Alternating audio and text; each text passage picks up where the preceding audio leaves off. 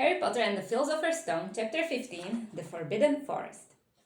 Filch takes Harry, Hermione, and Neville to Professor McGonagall to be punished, and she thinks that they just made up the whole dragon story just to lure Malfoy out of his bed to get him into trouble.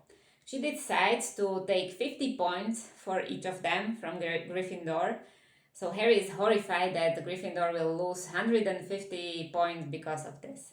The next morning, the news is spread around, and he quickly loses his pedestal as a Quidditch star, and he even thinks of resigning from the Quidditch team. But Oliver Wood tells him that that would make no sense; it would be useless.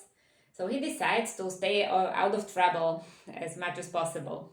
But the next week, he overhears somebody pressuring Professor Quirrell to do something, presumably Snape.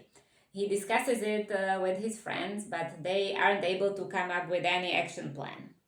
The same evening, they are called to come for the detention to report to Hagrid, and they find out the detention will be held in the surrounding Forbidden Forest. Also, Malfoy is here, who has also been given detention, and he is freaking out to be forced out to the Forbidden Forest like a servant.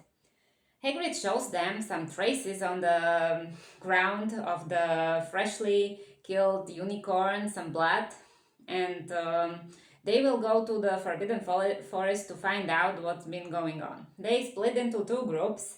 Hagrid takes Harry and Hermione, and the other group is Malfoy and Neville with Hagrid's dog Fang.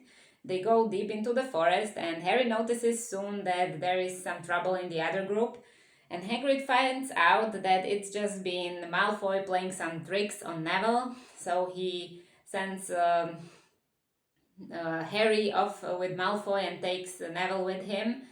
Harry and Malfoy come across a hooded figure who is drinking this fresh unicorn blood from a freshly killed animal, and Malfoy and Fang run away, leaving Harry alone.